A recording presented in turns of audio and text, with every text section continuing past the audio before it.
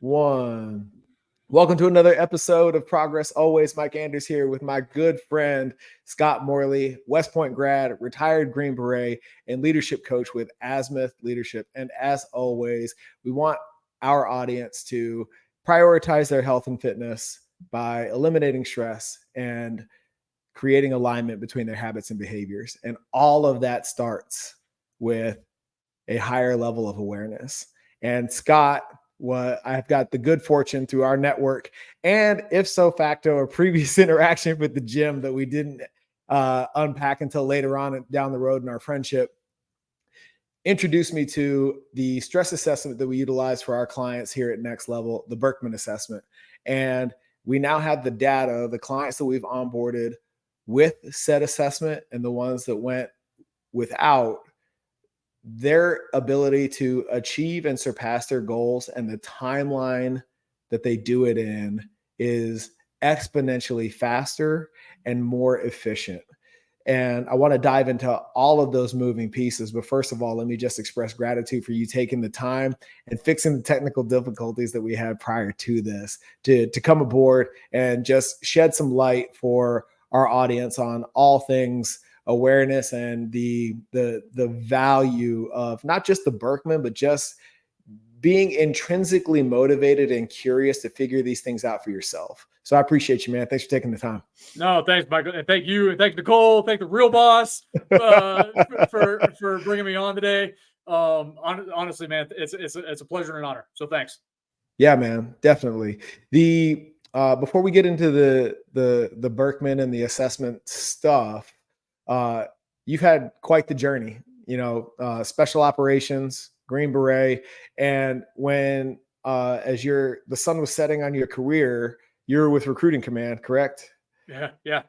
And you guys were having a summit here in the Southwest, and you needed a place to get your fitness on for about 50 or so soldiers. And somehow, some way, Next Level, back then, CrossFit PHX, came across your radar, and you brought said 50 soldiers into headquarters, and we got our jam on. It was awesome. 100%. I got this really awesome plaque right there. That's from you guys. And then it was, hey, man, thanks for your help. Here's this plaque, token of gratitude, and off we go our separate ways. It wasn't until, I don't know, 4 or 5 years later. I think 3 or 4 years later. Yeah. One of our clients got wind of what we're doing with the Leaders Forum and on the higher level offerings that we have here at Next Level. He's like, oh, dude, you got to meet this dude, Scott, formerly AKA Lieutenant Colonel Morley. And let him tell you about this assessment that he has and that's brought great value to our organization and da. So we sat down, we had a great dinner, compared notes, academy to academy, Marine versus Green Beret, and you introduced me to the Birkman Assessment, which I would later on introduce my wife into. And just that awareness for each other was so incredible, because not only did it give us insight into ourselves, but also what showed up for us and what has shown up for a lot of our clients is the things that were causing us friction are also the things that we're able to now leverage for each other in our relationship and in business to bring about our best selves. So, I mean, not only taking the time today, but just the impact that you've had on my ability to lead, let alone be a better husband and a father. Dude, thank you so much, man. Brother, thanks for the trust. I mean, like, legitimately, I find this job as a leadership coach as I get to cherry pick some of the best things that I enjoy most out of my time in uniform without the 3 a.m. calls for like the DUIs or whatever, right? But helping people be their best, and truly, and I think you have the tagline running on the ticker below. Like, what actually gets us out of bed in the morning is inspiring high performers to summit even more epic objectives than they would on their own, simply through genuine leadership. And that starts, as you said, with self and social awareness. Mm-hmm. If you can bring out the best in yourself, if you know what's going to bring out the best in your teammates, be it your spouse or your work partner or a direct report, I think everybody wins. And the better you can do that and the quicker you can do that, better for all parties involved. Oh, we 100.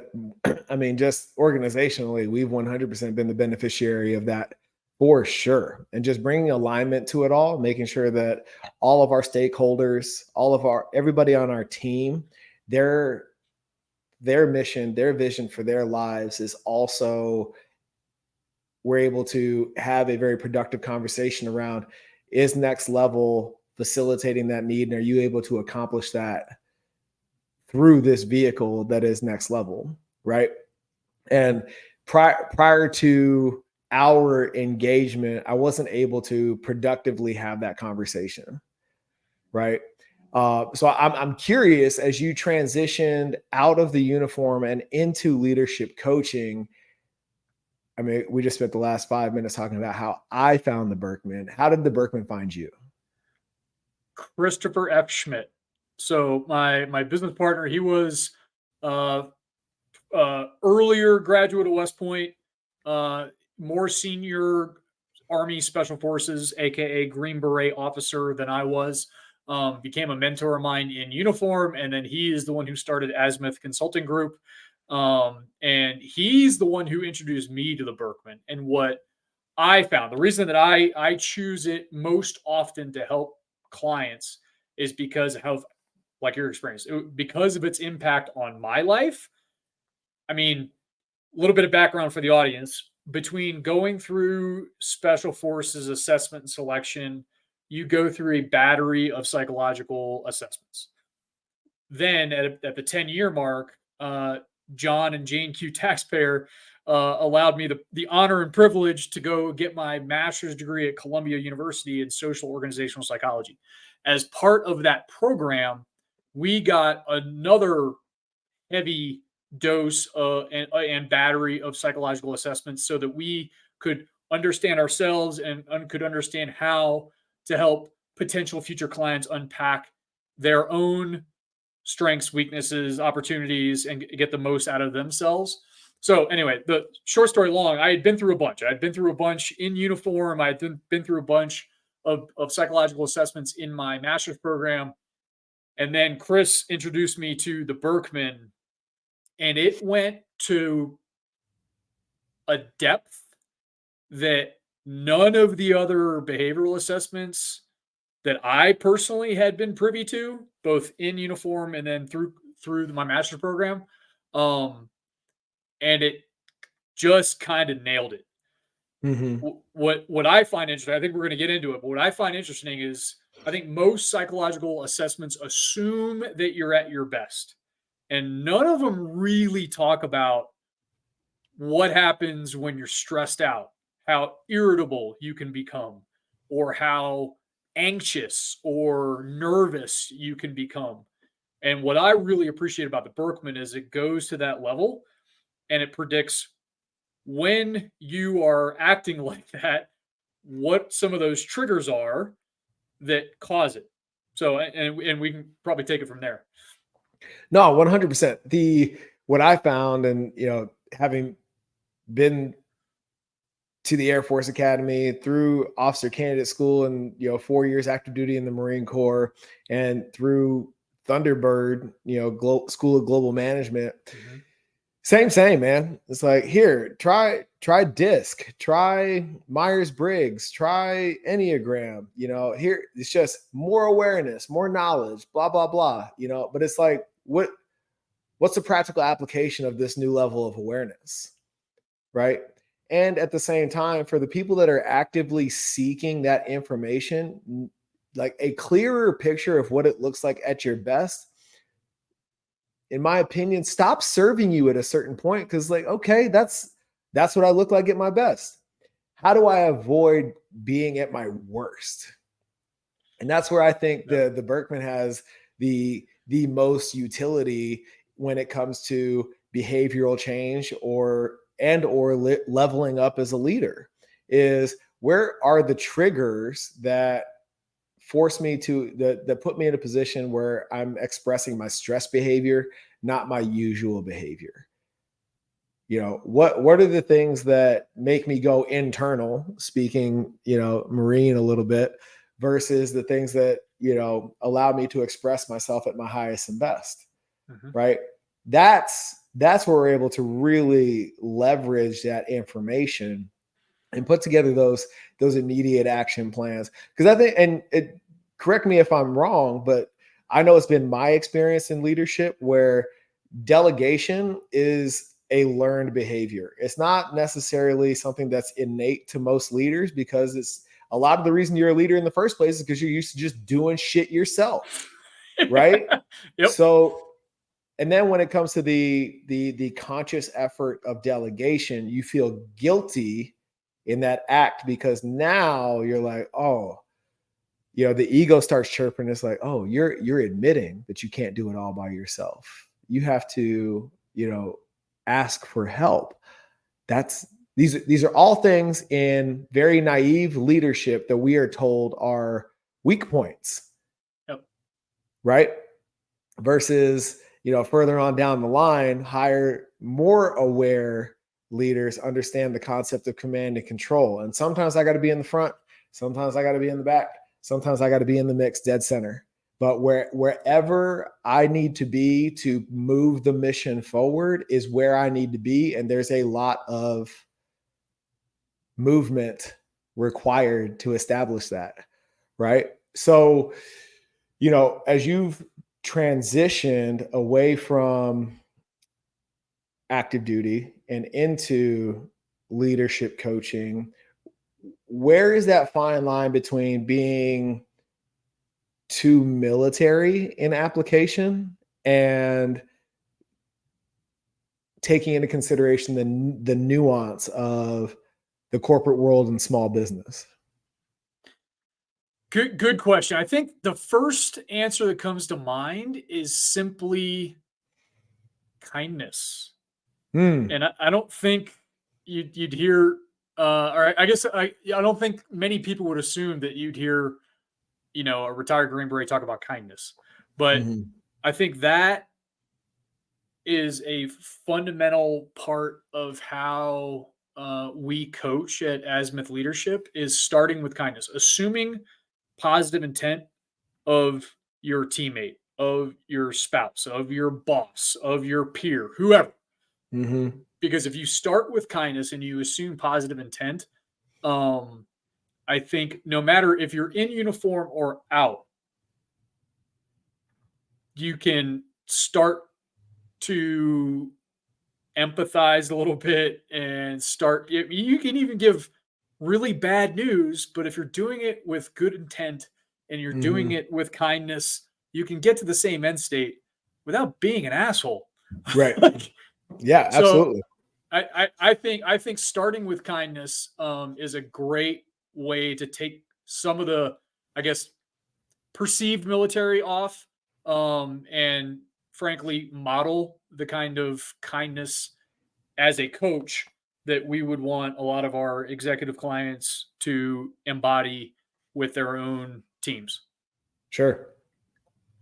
And I want to dive a little bit deeper because, we've had that extensive arsenal of personality tests and strength finders and all those things in our respective backgrounds.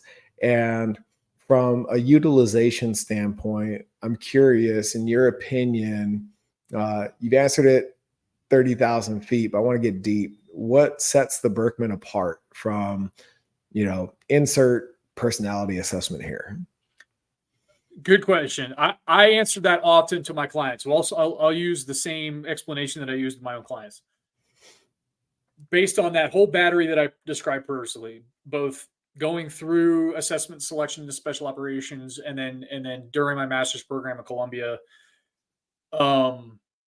what I know now is that the Birkman, first and foremost, I think is one of the two, if not one of the top two, most valid and reliable scientifically.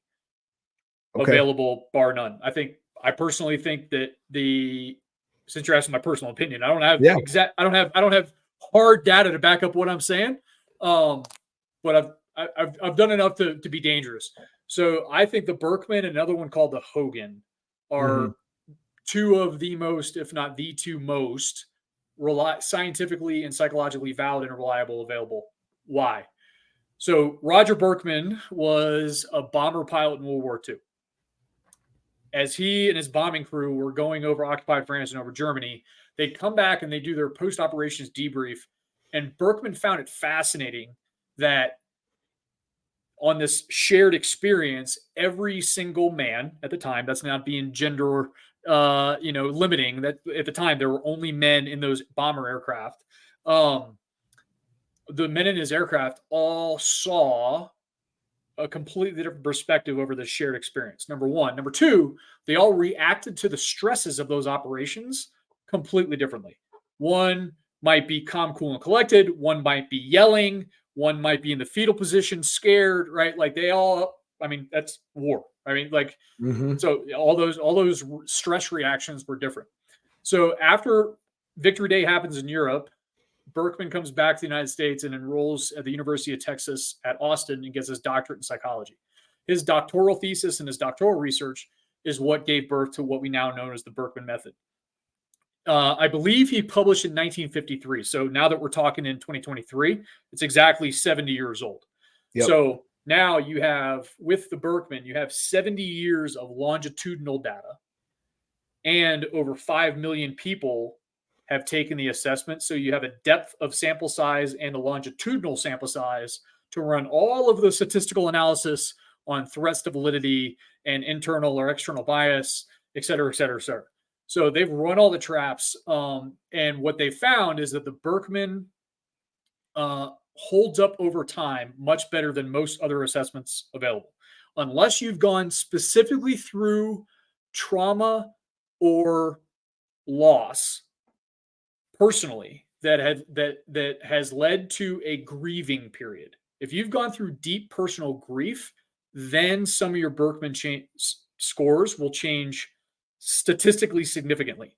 If not, they typically don't change. Maybe a number here or there, but not significant enough to really change the outcome of your report. Most of the other assessments out there can't purport that. Yep. If you take fill in the blank name, after a time or two taking it, you can kind of start gaming the test and get the score you want. The questions on the Birkman, I think, are screened so well that it's really hard to game the test in that way. And what they've shown is even when you have taken multiple times, typically your scores don't change unless you've gone through that personal grief. So I think with 70 years of data and the depth of the sample size, the reliability and the validity is what sets it apart. There's the short answer. Yeah, no, love it. Shit. So with that, Birkman aside, like why is it important as just a human being, let alone an executive athlete as we serve, or an executive leader as you serve? Why is this higher level of awareness so critical to showing up in the world at your highest and best?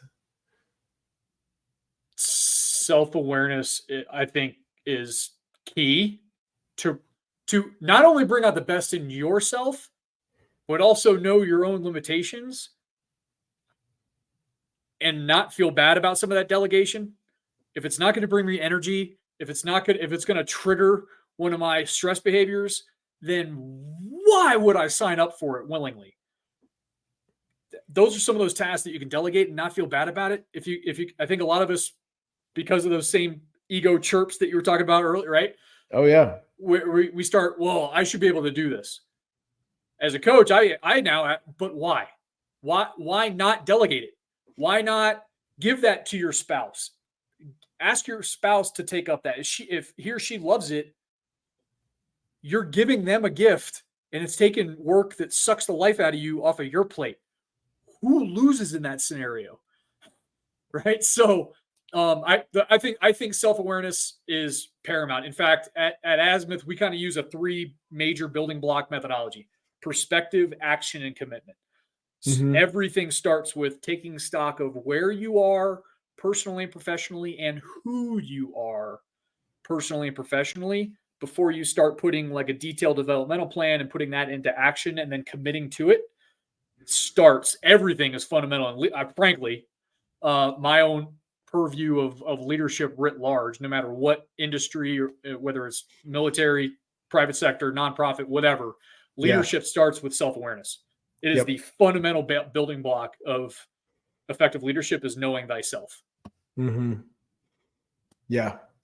When it comes to the leverage, right? I feel like somebody who's naive to this conversation or doesn't operate at this frequency. I stopped using the word level, but doesn't operate at this frequency uh, has such a negative connotation when the reality of it is everything that we do in life in terms of showing up as the best version of ourselves has everything to do with leverage, right? Leverage in the sense of these are the things I'm going to take off my plate and just stop doing. These are the things that I need to be doing more of. And these are the things that are essential to making that happen that I just don't need to be doing, right? It kind of falls into those three buckets. And I think it's that part in the middle, the things that need to happen that I don't need to be doing, where we get caught in that ego trap, right? Especially 100%. when we give ourselves that label, or by role and or title, we are given that label of leader. It's like, to your what you said earlier, I'm supposed to be able to do that. It's like, no. There's a huge difference between responsibility and accountability. I'm responsible for everything. That I am happens not. or fails to happen. Yep. That's correct. I am not accountable for the things that have been delegated, right? And I want to explore that concept with you and get your take on how you drive that message home for leaders, because once you have the awareness, right, what we do on a per component basis is put together an immediate action plan. Here's the Mhm. trigger. We want to create a big enough gap between your normal, that trigger and your normal response so that you can make a different and better decision, Yep. right? So how do you go about doing that uh, from your perspective? So, if I may, I'm going to take the opportunity to kind of explain to the audience who is not familiar with the Birkman, kind of the fundamental of the Birkman, if I Yes, may, to answer that please. question. So, for those unfamiliar, the Birkman starts with three fundamental levels of 9 different behavioral components. So it starts with your need. What are your subconscious? And this is the part that differentiates the Birkman from all except the Hogan that I've personally been privy to. Starts with your subconscious expectations on how the world is supposed to work. And and the Birkman speak, they call those your needs. So once I can first understand the way I subconsciously feel the world should be working, that's hidden. That's in your subconscious. No one else can see what those expectations are. And so the better you can understand what those actual expectations of how the world should work about yourself, then next step is then you can articulate to your partners what those expectations actually are. Well, I So want to again, back. start. I want to back up real quick because, Yep. and I don't want to lose the track. So we're at level one, creating awareness around your needs and expectations. I think what's also important about the subconscious element of that is a lot of us, myself included, coming into this experience, there's a lot of shit you didn't even know were your expectations and needs. So how the hell are you supposed to articulate them without bringing it to the surface first? Can't. Super hard, right? And you and I could probably compare notes, and we may. And I'd love to. I use myself as instrument quite a bit. Like, I mean, I was screwing up last year, and it took me going back to my own Birkman, even though I'm coaching people all day long using it. I had to go back to my own Birkman to figure out why my wife said that I was being a serious jerk to her and the kids, right? And I had to go, whoa, wait a minute, time out. Like, I need to go figure this out. So Okay, so with those needs, Birkman speak, either those are met, those expectations are met, or they're not met.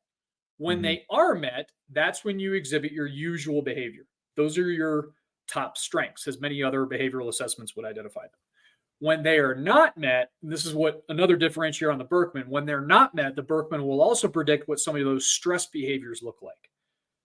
What you have to remember is, as a participant in the Birkman process, is that the people around you can see your stress behavior, or they can see your usual behavior.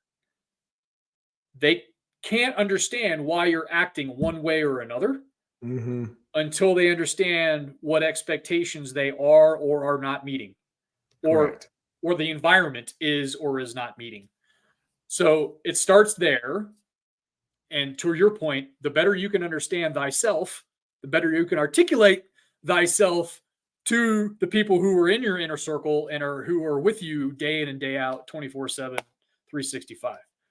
Now, beyond that, there's also 10 interests in Birkman speak to go over where do you get your energy from. And so what we do in Azimuth, and I think what you do at Next Level, is similar. Let's first figure out where your sources of energy are coming from.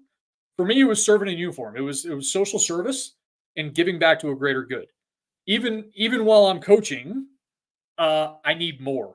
And so I do a lot of volunteer work on the side, pro bono, no cash, coach youth sports, help with Service Academy admissions, help congressional panels for Service Academy nominations, blah, blah, blah, blah, blah. Yep. Simply to get that energy that I used to get in uniform, but I get that now in other capacities. Yep.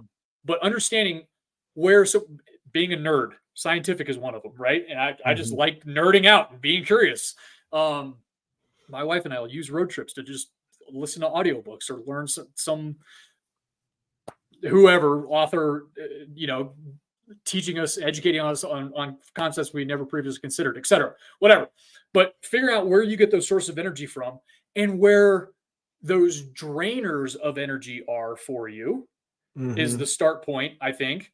Okay, now I know where I can put nitrous into my engine and get more horsepower out of the same infrastructure. Yep. Right? Then if you're thinking about, okay, when I'm at my best, if I'm doing the things that I actually really, really get motivated and stoked by, the more I can build those into my personal and or professional rhythms and daily and weekly habits, the more energy you're going to get. The more I can divest myself of the things that drain energy from me, better for me, typically going to get a more energized, more positive partner for your, again, spouse, work colleague, direct report, whomever. Yep. And then you go to those component behaviors where you identify, okay, what are my actual expectations? Like you and I have experienced, a lot of times you don't even know that stuff. I had no idea that I was actually an introvert until I was out of uniform. Dude. And all this, and it is a trigger hard for me, not, and I would never have known it had I not identified it through this process. So I can get up for like a podcast, but I probably might take a nap afterwards, right? Because like once I've been up, but knowing yourself, just knowing some of those triggers so that you can deconstruct it. Well, when you're stressed, what expectations not being met, so that I can re-engineer it and become my best partner and best self for those around me quicker. Yeah. So I think that's a long answer to say, starting with that self-awareness, understanding where your sources of energy are and are not, and make it okay to delegate, partner those things that are going to drain your energy. It's okay to ask for permission to do more of those things that bring you energy, and then understand where those triggers are so that you can engineer the best possible environment to bring out your best self more frequently and more often for your organization, team, marriage, whatever. Yeah, it's interesting because there's a couple of dynamics at play here when it comes to the components, right? And what I also thoroughly enjoy about the Birkman conversation is the exploration of our blind spots, right? Mhm. Not just simply uh, the acknowledgement of what we look like in our stress and how we show up at our best and what those expectations are, but also creating that a higher degree of awareness in that, in some respects, in your stress compared to your usual behavior, using a lot of Berkman speak here, uh, they can be polar opposites, right? You can show up as an extrovert, and as soon as that stress shows up, you withdraw and become a hermit, and you're antisocial as fuck, Irritable. right? Yep. The other side of that, the opposite end of that spectrum is uh, you have this uncanny work capacity where you can just sit and do for a longer than usual period of time. And when that stress shows up, if that's you at 10, it becomes you at 15, Mhm. right? And that's Or 0 in my case. Yep.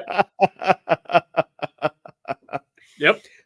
so being able to show people like, and this is what this has been extremely helpful for our clients and helping them with the mitigation, the elimination of stress. It's like, oh shit, the entire reason I have 8,000 emails that I haven't touched. That sense of overwhelm that I'm feeling has nothing to do with the fact that the number is 8,000. And it has everything to do with the fact that I have a low administrative score, and the idea of sitting at the computer, my energy comes crumbling down. Why would I want to do that when I could go be face to face with my team, my clients, whoever, right? So great guidance for that person is you need an assistant. You need somebody to delegate that shit to, that gatekeep, and that all of a sudden, that where they would be resistant to that kind of hire, Mhm. right? It become that would be person becomes an asset, not a liability, right? And now we're able to navigate things so much more productively because this we're talking, to your point, there's the depth and the breadth of reliability as far as the Berkman is concerned, where we can help guide our clients into making those calls so that they can continue to show up as their highest and best self. Yep. I have a great example firsthand. We went through this with a well-known company last year, and we did a small pilot program first, and then expanded to a larger team within it. Um, and on your point. We had two members who previously kind of drove each other nuts, and they were Mm-hmm. always kind of rubbing heads because their approaches were vastly different than one another. And after going through the Berkman, they they realized. So I'll just, without naming names, but one was super interested in selling, like his persuasion interest was super high, but his literary and administrative scores were single digits. Like, Yeah. would just suck the life out of him anytime he had to do it. Conversely, the man who thought he was crazy and who he thought was crazy was 90th, 99th percentile on literary Mm. and single digits on persuasion. And so after, I love this story because I think it's a great anecdotal reference on how you could use this towards the Mm-hmm. forces of good in your own team. Is once you could put a name to it, those two gentlemen didn't no longer saw each other as weird. They saw each Mm-hmm. other as points of leverage for one another. Yes. And now you've got two teammates who, hey man, I I think I had this concept that could work, but I don't want to write up the concept. I don't want to create the PowerPoint. I don't want to create the product or the data to go into it. I know it intuitively, And the high literary score gentleman said, give it to me. I love that stuff. Yep. He takes all the nug work off the, let's call it persuasion person's plate, does all the nug work on it, flips it over to the salesman, to the guy who loves selling and building the bench. And they now became one of the most effective partners in the entire organization. They just kept partnering, where one would do all the deep work, one would do the sales pitch and the skid greasing, and all of a sudden you've got momentum. Yep. Using it, towards your earlier point, using each other as leverage, no longer seeing each other as different. Yeah. One of my favorite quotes about the Birkman, I think you know it too, is it's easy to connect with people who are similar to us. Mm-hmm. It's easier to build rapport where there's common ground, but you actually contribute where you're different. And if you can see that as a positive more than that person's weird, I don't understand her perspective, whatever. If it's like, wait a minute, let me ask a couple questions, because maybe that person can do what I don't want to do. Maybe I can do what they don't want to do. And we get more together than we do apart. Yeah. And, to that point where it's really served our team is it's allowed us to engage more readily in the good to great conversation. Yeah.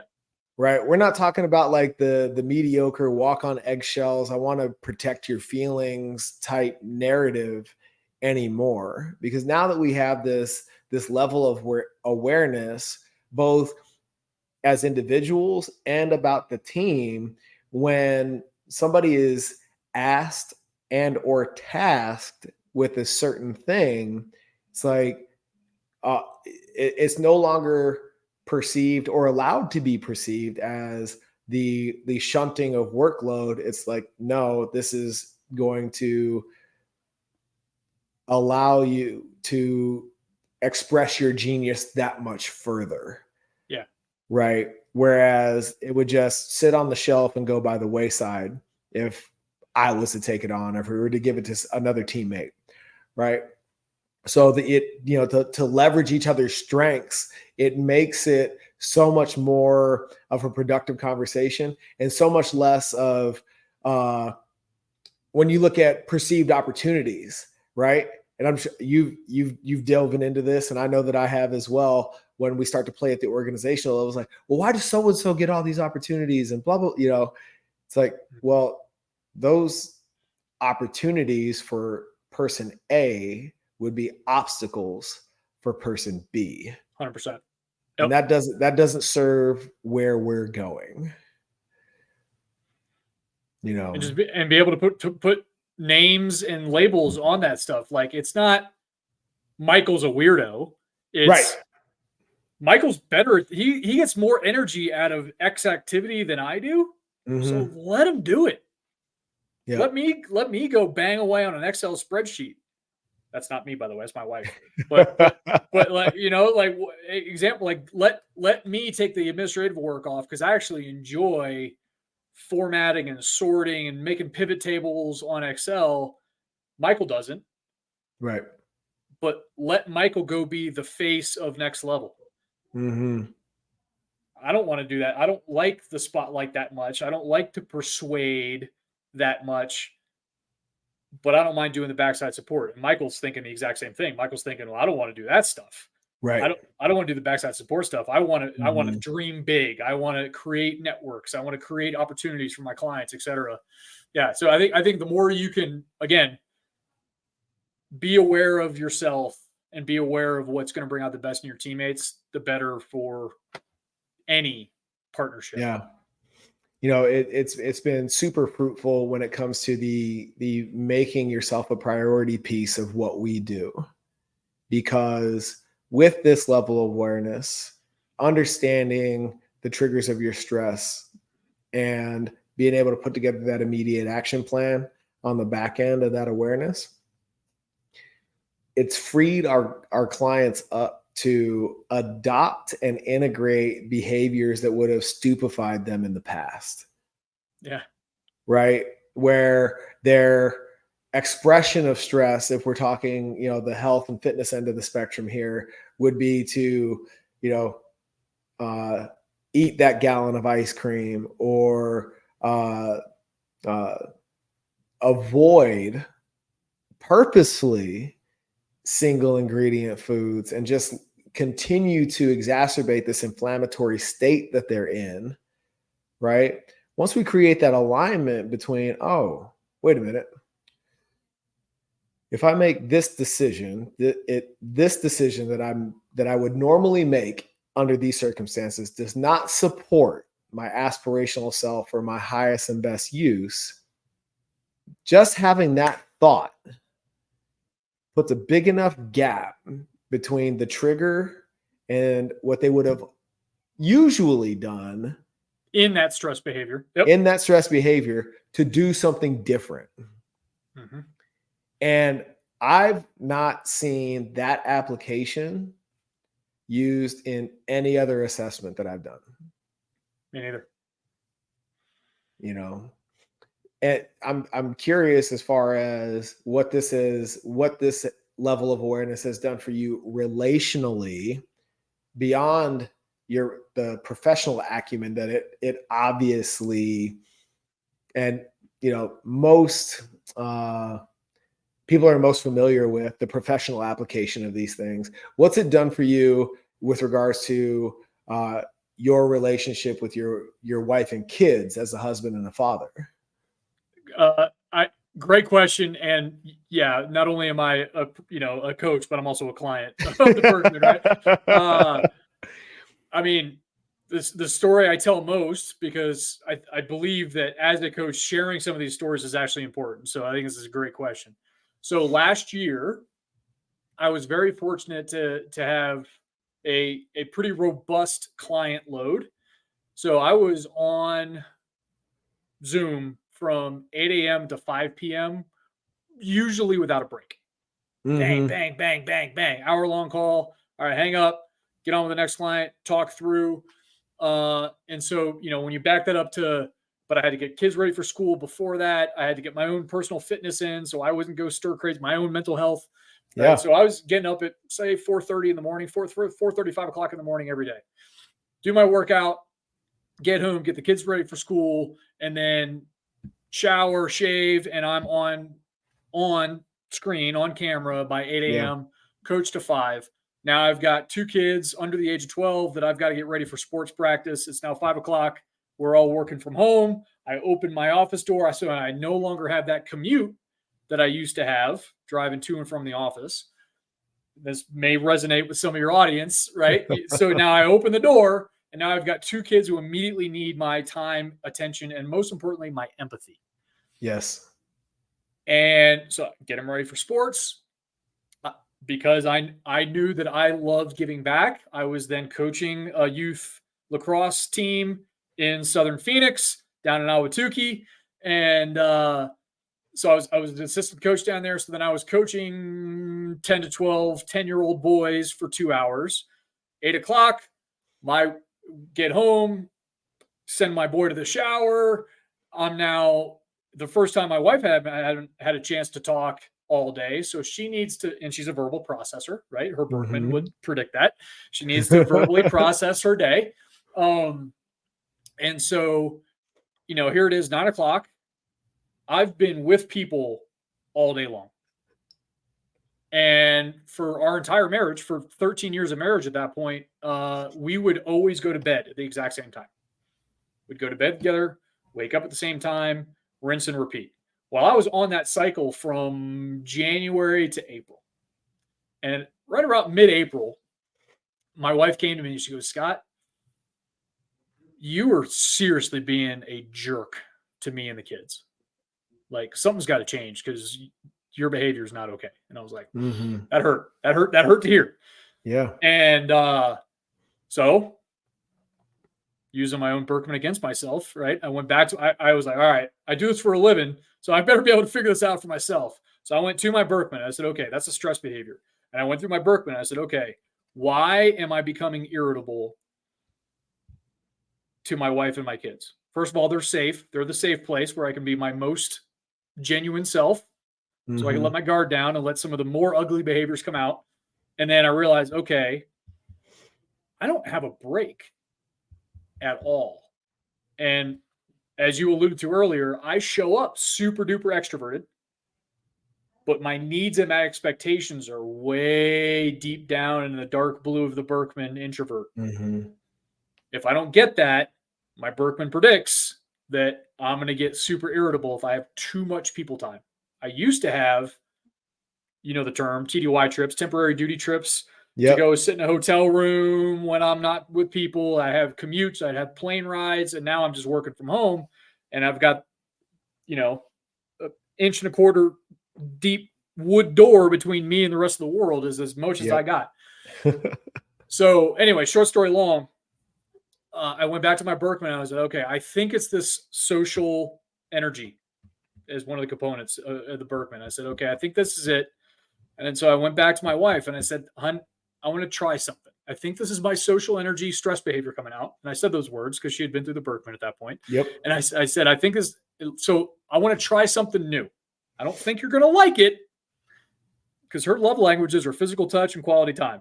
Us not going to bed together is a violation of both of those love languages. Right?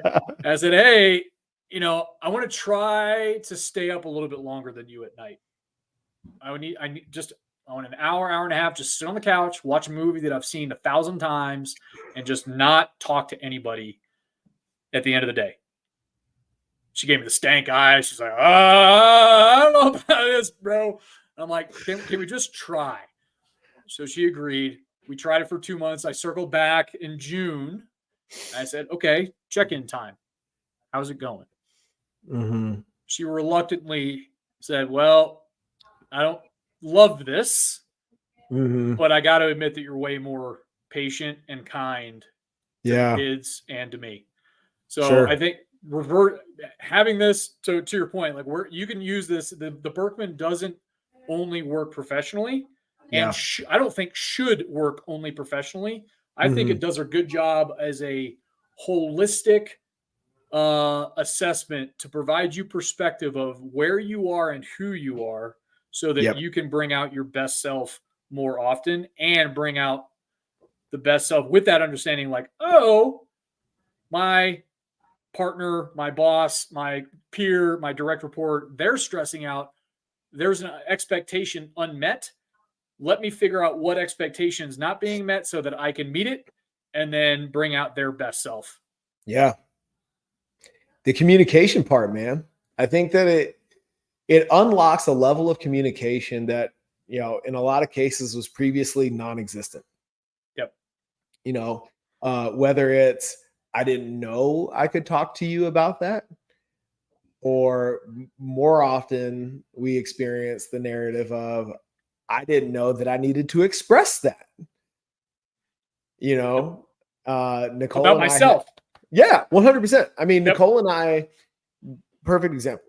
Nicole and I had a break glass in case of emergency. Like, if we don't fix this right here, right now, like something bad is going to happen inside of our marriage. Right. And what showed up as a result of, like, one, that recognition, like an expectation is obviously not being met. Right.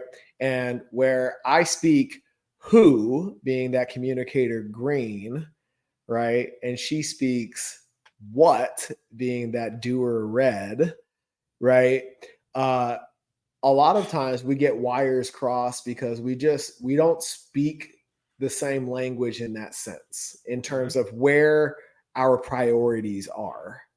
You know what I'm saying? So we constantly check in, like, are we saying the same thing? You know, and if we are, it's really cool to just let shit die. You know, it's like, cool. You heard it the way you needed to hear it. I understood it the way I needed to understand it, and we can press forward.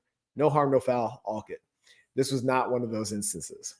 And what showed up, again, coming back to this, I didn't know I needed to say that shit out loud, was she needed to hear that she was included. Her vision and my vision were in alignment, and those two things were included in my big picture, because I only talk about the end, right? being the visionary individual that I am, it's like at the end, when the sun sets on everything, this is what Michael's doing. And what she's not hearing is, well, what about us? What about me and the kids? Right. And in my internal dialogue, it's like, well, in order for me to get there, like all these other things have to happen. Like it's baked in. Like You take it as a given. It's implied. Yeah, exactly. That is not a variable, it's a given, right? And but then again, once the issue was resolved, like we put all the pieces back together, no glass balls were dropped, right? My default now is I come back to the Birkman and it's like, okay, where did I fuck this up? How do I not do this again? Right? And it's plain as day right there. Like beyond the 5 love languages, like Michael, she needs to hear it out loud. Like all the things that you've already worked out in your mind, and it's like this is the result of all of that, and that's the only thing that comes out of your mouth. This is a learned behavior, right? I need to take a step back, be more patient, and walk the line, right? Walk the logic. On the intermediary steps that get you to that big dream. Mm-hmm. That do include Nicole and the kids. Did I hear that right? Yeah, 100%. Yeah.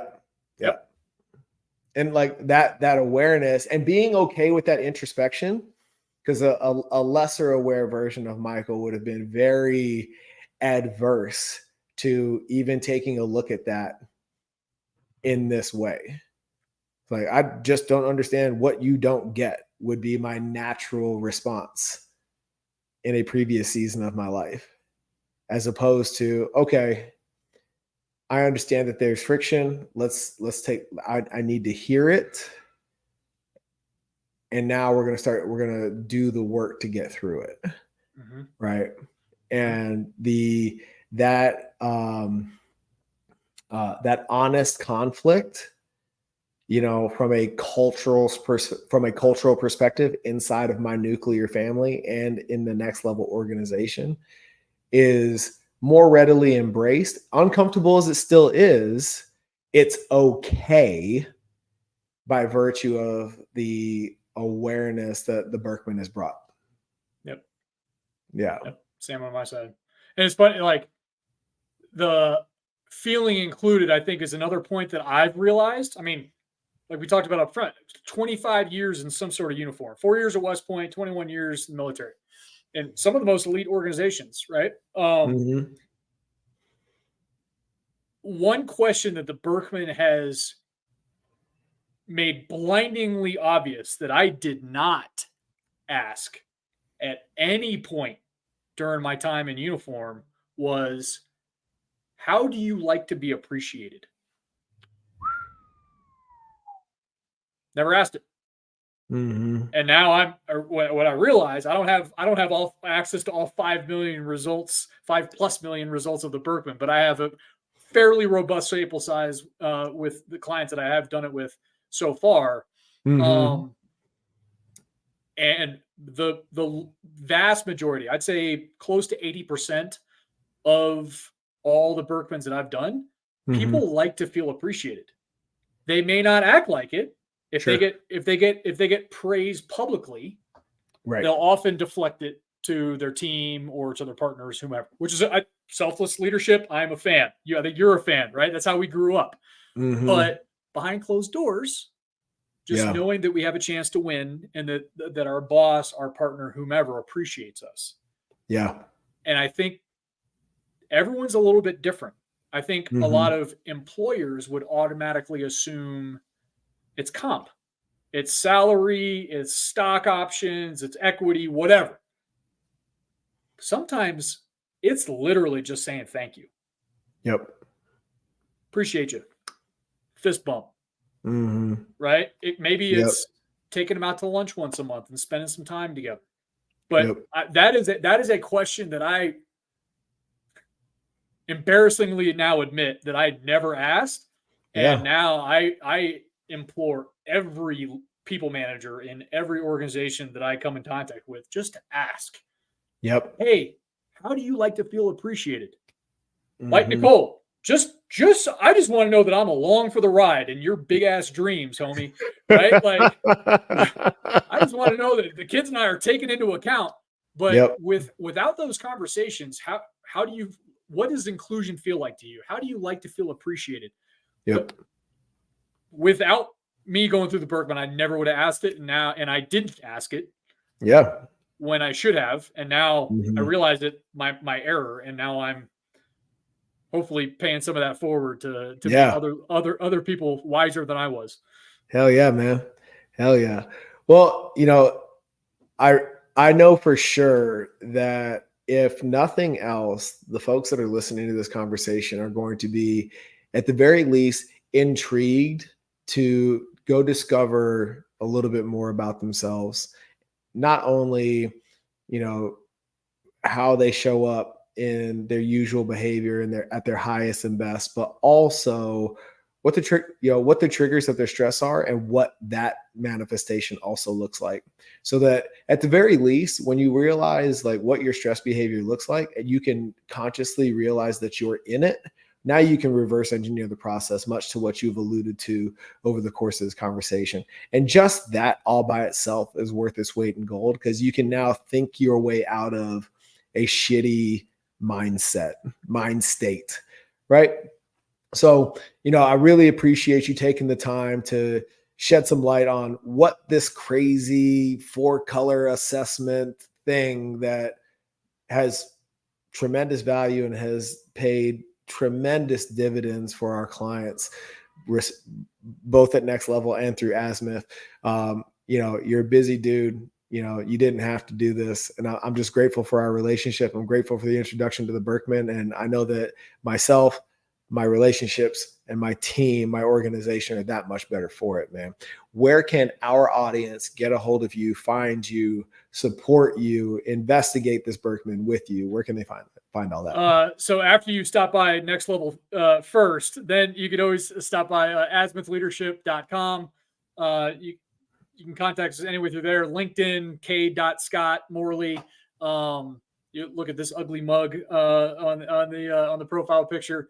But anything we could do, because I mean, truly and honestly, we are about, and I think you and Nicole are about getting helping people be at their best, helping people get the most out of themselves, out of their teams. If I can do that, I'm in. Like, Yep. I actually enjoy watching teams and leaders thrive. Yeah. So the better you can do that, I mean, we went, right? Like the amount of errors that you make along the way, learning stuff the hard way, Yeah. and learn to know your team the hard way.